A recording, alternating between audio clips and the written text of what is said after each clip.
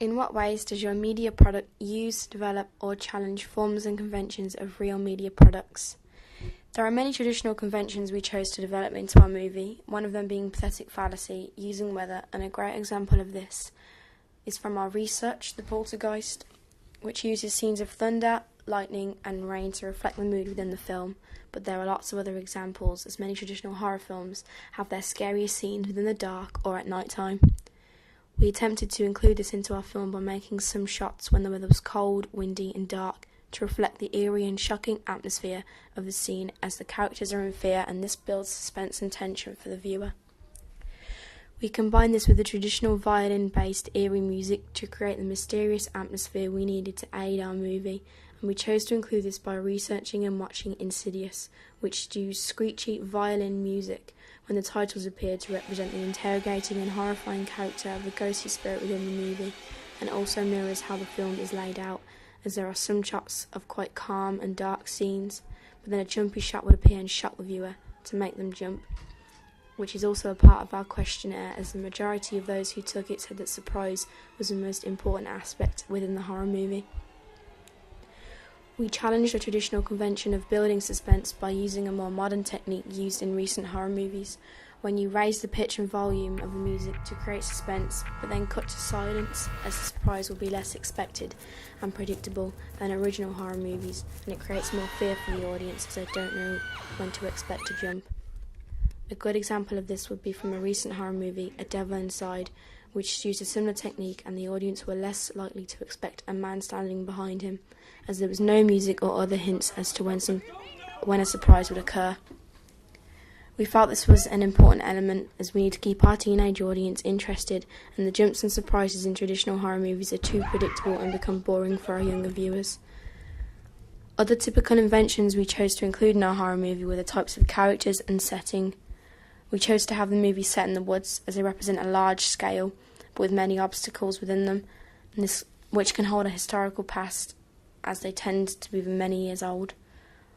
Woods are used in many horror films, for example, A Cabin in the Woods, Blair Witch Project, and The Wrong Turn, and in all of these movies the characters feel as if there is no escape and no visible way out of that environment, so the characters feel trapped, creating more fear and tension for the audience.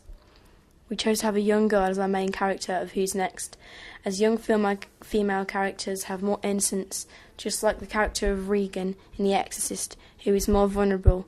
This makes the audience fear more for these characters.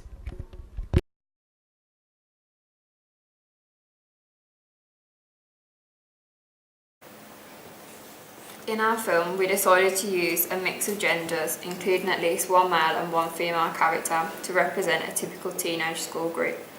We did this to make our film more relatable to typical teenagers, as it would represent themselves and their friends a lot more. This links to the social group of age we chose. We opted to use teenagers aged 16 to 18, as this is a stereotypical age for a group of people who would go on a more adventurous trips to the woods and drink together, as opposed to using adults in their 30s, as this would not be representative of the typical activity real-life adults do. This accurate representation of teenagers adds the realistic feel our target audience will get when watching our film, overall engaging the audience and making it more interesting to watch. We as a group thought that the class that attends the cinema the most would be the middle class. Therefore we chose teenagers of a middle class social group to be the characters in our film. Camping trips in the woods could be classed as a more low class to middle class activity, as teenagers of this age may not have a job and be able to afford to take more expensive outings with their friends. Therefore our storyline represents the lives of the stereotypical teenager. For our film, we chose the male as the lead character to act as the hero, as this is a typical convention in such horror genres and an expected outcome in a group of friends of such a mixed gender, as a male would typically take the lead and act as the strong, confident person protecting all the others in such situations. In terms of ethnicity, we follow the typical ethnic group found in horror films, that being white British. In films such as Insidious and Paranormal Activity, which we based our film opening around, the characters involved are typically of the white British ethnic group, therefore meaning we are matching the typical conventions found in such horror genres. Our characters represented this social group through the typical stereotype of lower class white British teenagers being the ones out in the open drinking alcohol with their friends.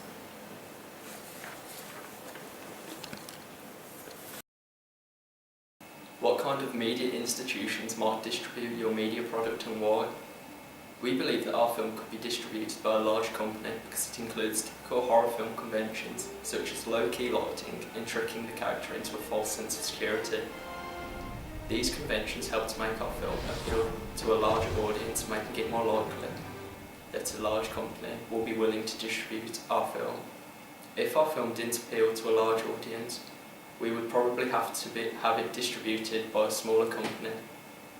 This would be a problem because our film would probably not become very popular, meaning it would not be very successful.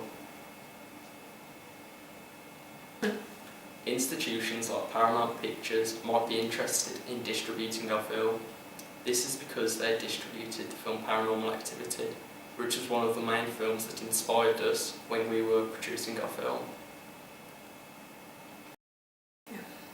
Who would be the audience for your media product? The main target audience for our media product is teenagers around the age of 16 to 18 years. This is because in a survey we carried out, we found that 16 to 18-year-olds were the main age group that watched horror films. From this, we also decided to give our film a 15 age rating, so all our target audience will be able to watch it. Also, the participants that we chose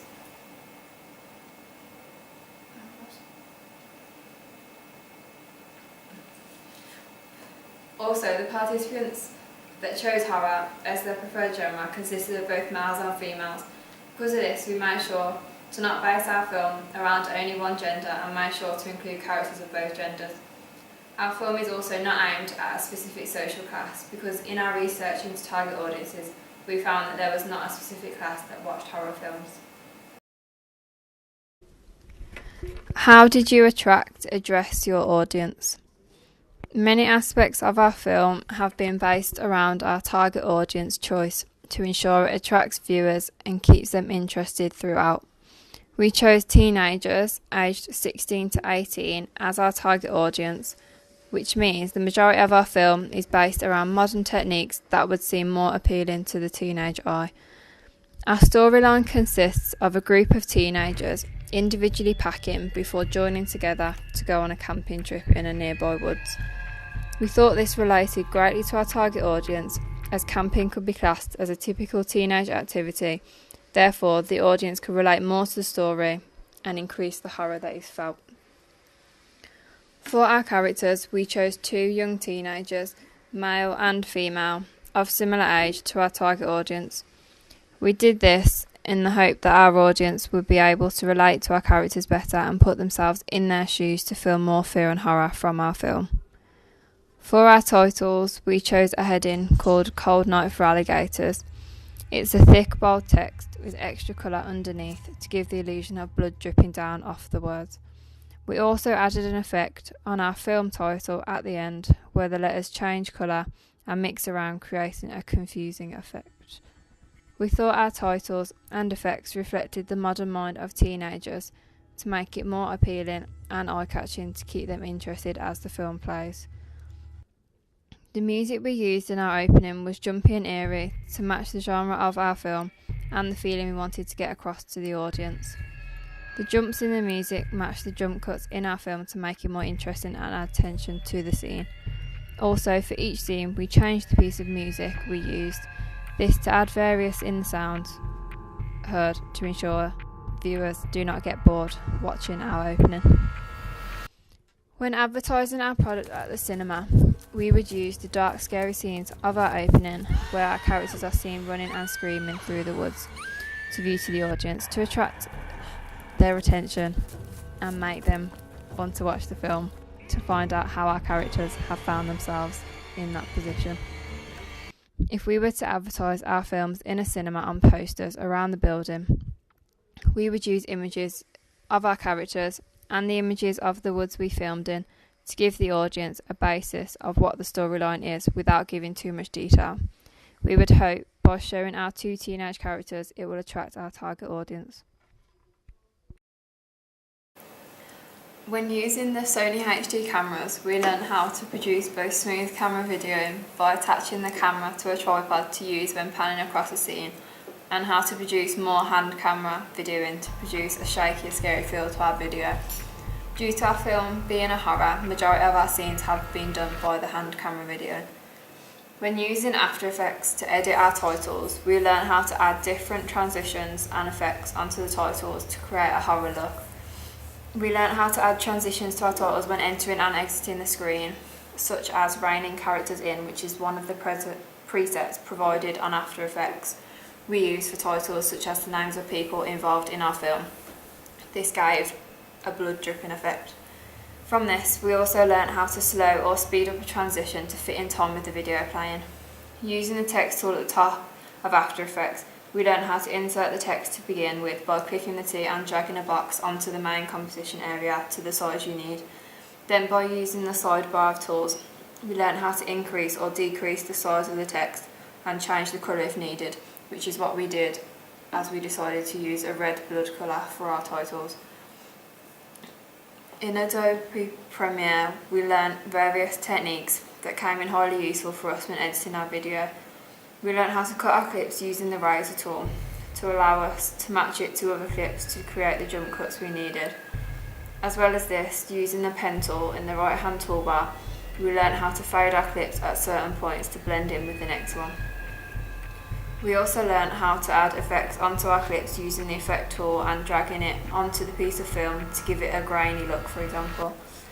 This came in highly useful for us as it allowed us to take the natural calm look out of our video to give it a more spooky and suspicious feel. Using Blogspot, we learnt to blog all our information to do with our work into a post. It's a simple website to use to keep all our information together with ease of access, as opposed to all our work being filed in our folders where it can easily be lost.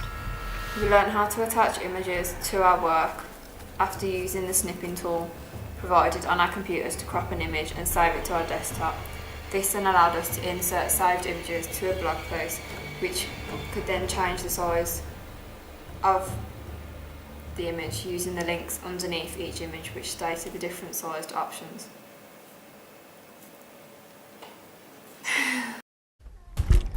Looking back at your preliminary task, what do you feel you have learnt in the progression from it to the full product?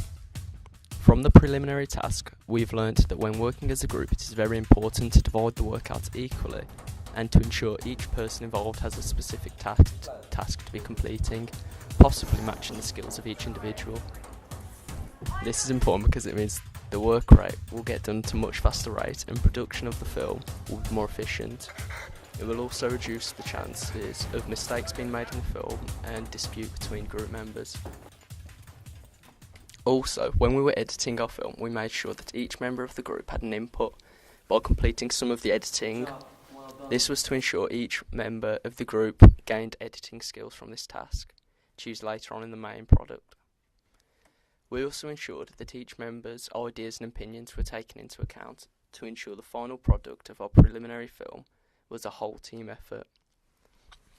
From the task, we learned how to use a video camera effectively in terms of producing different shots and recording from different angles to create a variety within each scene. We also learned that when filming a scene, we need to make sure we start the camera recording 3 seconds before we start the scene and stop recording 3 seconds after the scene has finished. This needs to be done to ensure we don't miss anything out and ensure editing is easier, as we will have more to cut. We learnt this due to the fact that in our preliminary task recording, we didn't give enough recording time at the start and end, which made matching clips during editing harder, causing the film to not run as smoothly as hoped. Also, when filming, we made sure to follow the 180-degree rule. This was to ensure that our audience did not get confused with the position of the characters.